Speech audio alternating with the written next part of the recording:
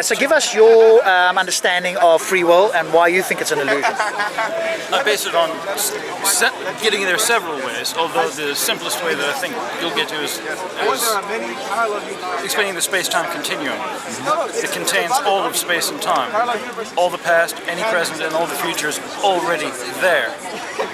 If that's true, and through time dilation it's been demonstrated that space and time are a single four-dimensional object, then the future's already there just as much as the past is. Free will can't happen as we know it.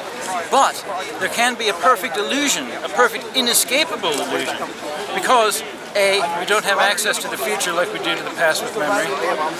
B, we have that moment of time where we can speculate about what might happen. And nevertheless, I can put my foot here anywhere I speculate, but when I put it down, that's what was always there, it was always going to be there. Yep. But that moment of speculation is what gives us the responsibility. It could happen, I better be careful. So we cover ourselves in that regard, and that's the essence of the argument. So if I play devil's advocate, the whole space-time continuum, are you talking about this universe or something, there could be everything outside of this universe, which is more speculation? So my own physics allows for serial universes, one after the other. So not the multiverse as we currently understand it, a different version. A simpler geometry will allow for one after the other, and the only serial universes. The only difference is that one with the multiverse, you think you save time, but if the one thing has all of time anyway, there's no logical sense to that.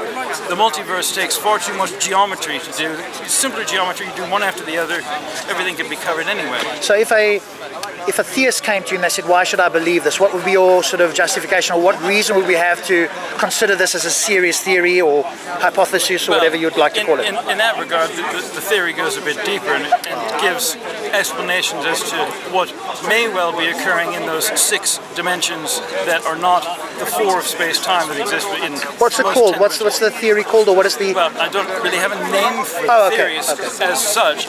Something you come up with yourself, as opposed to something you've seen or and published a book. Oh, okay. At the moment, it's out of print. What's it called? When Science Meets Religion. Patrick D. Harrington. You can spot it. You'll find my Twitter photo. Axiomatic Unified Ontology is the subtitle. Wow, big words. Cool. What they mean, I have no idea. But your view does not have a conscious supreme. No, what it does is what it does is in 3 of those dimensions, I have speculated, put my hand up, speculated that it could be handled. That 3 dimensions could be used for consciousness space. I view our own consciousness as being 2-dimensional. We have one dimension that grasps any event. We have another dimension that allows us to integrate those into a flowing whole so that we can perceive a flow to events. So that's, in a sense, 2-dimensional consciousness. But in that extra space that string theory has, one of those dimensions, the one that could be as small as it could possibly be, if that is a part of consciousness space, then all consciousness would also be joined, and that there would be one thing, the one thing that exists, that would have all of the different types of awareness that exist. So would that be like the root of consciousness almost? Like the essence, where it originally resided, or where it currently resides? Yeah, exactly, where it currently resides. So how do we dip into it, or how do we access that? I believe that our nervous systems form an interface to that. Okay. Specifically coded by DNA, but always flavored by the ever-changing RNA. Part of the DNA molecule, part of the nucleic bases, actually give off light. There's a half of the molecule that has what's called chemical resonance. Every time the electron flips back and forth across a couple of carbon atoms, there will be a double bond on one side and a single bond on the other. The electron flips, it emits a photon, which means that our DNA is constantly emitting light. A physical basis for the concept of people seeing auras. If people could see, there'd be a reason, because it's actually a biochemical fact that our DNA gives off a signature bit of light would be unique to Have we measured that already, or is that it's a part of chemical resonance. so has science measured it, or is it more like hypothesis that it could or should happen? It should, because the molecule emits the light. Why it wouldn't do so in the larger molecule? It has to, because it's a function of the resonance. What would you call your overall view? Are you more like a pantheist, or have you got your own sort of I would say term? it's far more close to a pantheist, yes. Okay. Because it transcends and is immanent, and it's the immanence that's the end of pantheism, you know. Obviously, it'd be worthwhile reading your book, I guess, to understand the different dimensions. Because when you say that to most people, and even to me, we kind of a bit hesitant to go beyond the 3 dimensions because, you know, what reason have we got for believing there's more dimensions? Now, there could be, and you could give an argument via string theory, but again, most people, and probably myself, would go, okay, string theory is speculative, therefore we've got dimensions based on string theory, which is also speculative, so we've got double speculation. Now, how I got this theory is what I was trying to do was to find a solution for quantum entanglement by using string theory. Can you just explain what quantum entanglement is? Easy version, or Easy version. the easiest you can. There are subatomic particles that can be split into smaller subatomic particles, sent off in 2 different directions. If you measure the spin of one, it seems to affect the spin of the other immediately. That transference of information that must happen apparently faster than the speed of light. So like instantaneously. It breaks the standard model that says you can't go faster than the speed of light. So I was trying to figure out, using string theory, how could quantum mechanics show what the standard model says can't happen? If in that other space there is that dimension that is as small as it can possibly be, all the strings of energy that exist would join at that point, and the natural state of affairs would be quantum entanglement. We see it when we isolate it. Every time we isolate it, we see it. But it's a natural state of affairs. Everything's entangled. So your view on the universe is that it's one of a series of sequential universes.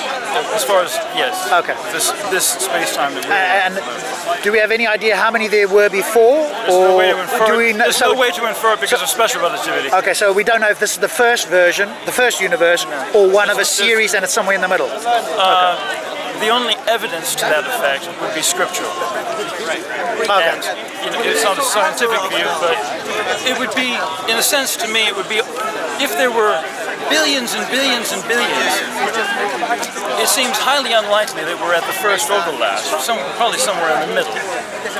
Yes, but that's more an inference. We don't know one way or the other. And obviously religious people will say this is the first and only universe. Well, the thing is, we kind of have to, but although it doesn't, in essence, matter, because what matters is this life that we're in, and we've got to live that as if it was the only one. Agreed. Even if there were countless before. Yes. We've got no awareness. It's ancient history, and we may well read about some of our past lives if you accept it, but it's still not going to help you in your day-to-day life. You've got to live your life.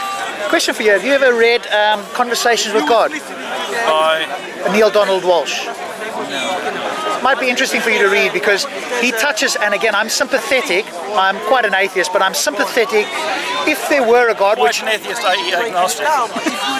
No, I mean, and this is interesting. Maybe we can talk about that actually, because some people they've got different views.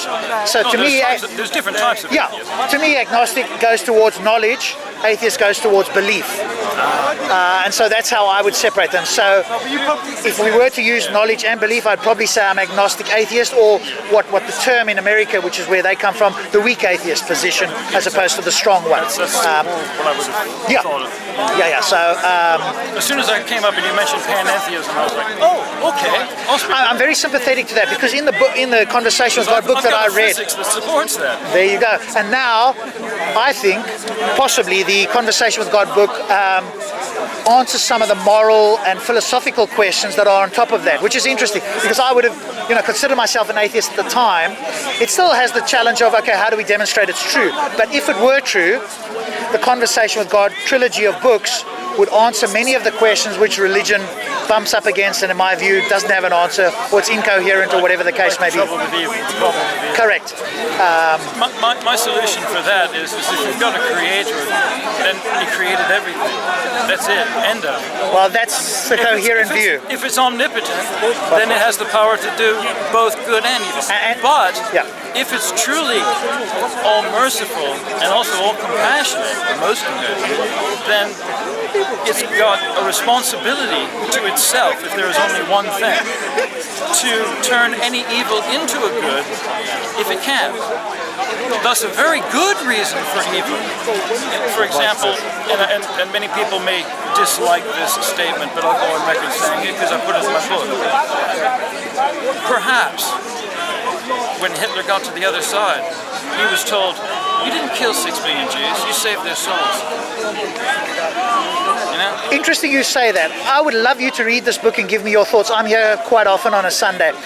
The answer in the book, and you brought up Hitler, was but it's a good one though. Name always pops up. No, but it is, because everybody sees it as the ultimate evil. It's a good bad example. But sometimes people need a good bad example, so we know what not to do ever again. Because there is in the Conversation with God book, you have to understand a little bit more of it, but in the Conversation with God book, it actually talks about that. And this guy, Neil Donald Walsh, again, we could say it's his imagination. Let's assume that in some way the conversation happened. You know, we would be hugely charitable. But it's more a case of what was the answer that was given? Is it a coherent, possible answer that one could accept? Internally consistent. And it kind of goes to what you were saying. If there is an all-powerful God, this book says that from his view, there is no right and wrong objectively. We choose to call things right or wrong, and there's a good reason for that. Context. Correct. And that the words, I still remember them as clear as day, and this was before I was listening to any of this stuff. The words were, Hitler went to heaven. When you understand that, you understand the nature of God. And like when I first read that, I went immediately, because I rejected that, and then I started to think, and I read the books over and over, and I went, okay, if that concept of God is true, Hitler going to heaven makes perfect sense. But you have to understand the whole backstory behind it. Yeah. Going with that concept of a backstory reminds me of a thought that I had that, again, may well be true, it may not. Taking the concept of God being the most merciful.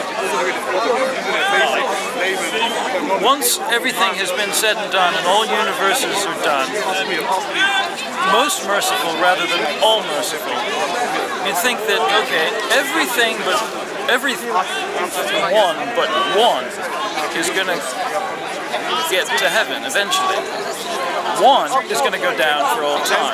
It only takes one, because that's most merciful but not all.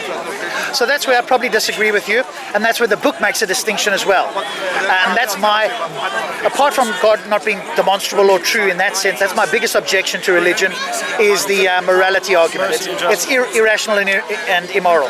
In order for me to accept a God, I would have to accept an unconditionally loving God. In other words, there's nothing that we could possibly do. Magnificent would be another word. All beneficent? All beneficent, you could use that word. How could it be all beneficent and be omnipotent? Because you've got the problem of evil. Where does evil come from if it's omnibeneficent? But the problem of evil is just a label that we give things because we don't like the outcome. Remember, God, if we're using the pantheist view, God is just an observer. So in that view, the creation happened, but he's the only actor in the system. If anything is going to be forgiven, it's the one thing. Yeah, but we wouldn't need forgiveness because we are part of a God. So that's the... No, but without that hope, we might not be able to handle it, given our level of intelligence and level of emotional... Handle what, though? Life itself, without that little bit of hope that we might be, for those things that we think we've done wrong, that hope that we will be forgiven for that is very important to getting by. I agree that it's important, but I would say that it's a low level of consciousness and thought that people require a cosmic justice. Once you've read these books... You're absolutely right. I don't need a cosmic justice. You're right, but most people aren't at that level. No, I agree. And but there's a difference between what could be true or acceptable and what is utilitarian or what's of value. I agree with that. But if we accepted an unconditionally loving God, then there is no judgment, there is no evil. Yes. Intrinsically, Logically. we call it evil Unconditional. because we wouldn't want it to happen, etc., etc. Because we don't necessarily see what happens in an afterlife to rectify it. Correct. And it actually talks about the afterlife. It'd be fascinating if you read these three books, because he talks about this whole thing and what happens afterwards. And again, no way to demonstrate it's true necessarily, but the concept is coherent, and to me, more coherent than any religious concept. Internal consistency is vital. Yeah. And I've had people object to some things in my book because it conflicts with their views. It doesn't conflict with itself. Correct. And I'm fine with that. I'm never going to have everyone agree with me. In fact, I wouldn't want that. How can there be any dialogue? Dialogue is wonderful. Absolutely. Socrates was...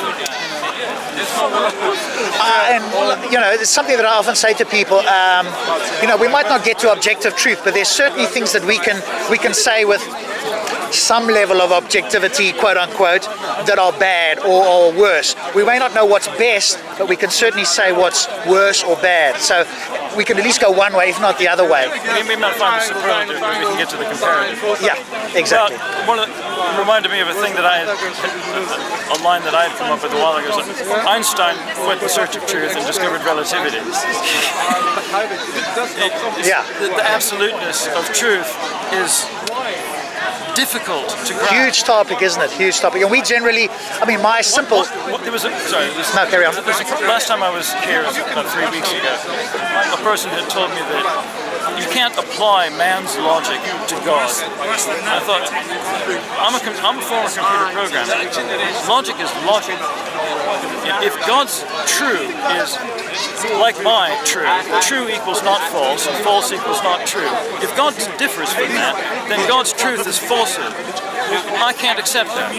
Sorry. Logic is logic. God's logic. Man's logic can be applied to God, and we really ought to.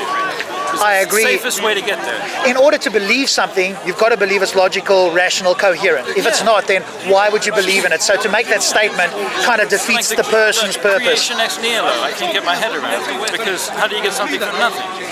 Yet, yeah, that man attempted to give me an explanation there, which... In my view, all we have is energy that extends itself into the other, and that seems far simpler. Occam's razor, I'm in agreement with you. Obviously Muslims and Christians don't, but I think Muslims go the step further, and that was my conversation with this gentleman. It depends on the individual. Yeah, but they think that it was created completely and utterly separate from God, and he wasn't even the source of it in any sense. And that's what I challenge. What worries me is creation without requiring a method for creation. Well, how did he do it? Doesn't need a how. God doesn't need... What? I'm sorry. Yeah, everything needs a method. Correct. So Muslims seemingly step back from the how and say we don't know. But my objection with that is... I understand that that's a 7th century view. And my objection is that you're making this claim, but then you're not upholding it. And I'm giving you a different version, which does explain it, which is kind of a pantheist view, but you're rejecting that. But on what basis are you rejecting it? Because it's not scriptural. But the thing is, it's not that it's not scriptural. It's not according to some interpretations of that scripture. And ijtihad, that interpretation, is vital. And there were scholars centuries ago, about 9th century, that said ijtihad should stop. Ijtihad should never stop, because we're constantly learning. We have, when I read the light upon light in the Quran, it made me think, well, that's a really clever way of saying E equals MC squared, especially the C squared bit, light upon light. Yeah, that's clever, poetic, beautiful, exactly what you'd expect from a revealed truth. And no one would have ever made the distinction or sussed what it meant until Einstein, and then after that, until when I put the two together. It's in my book.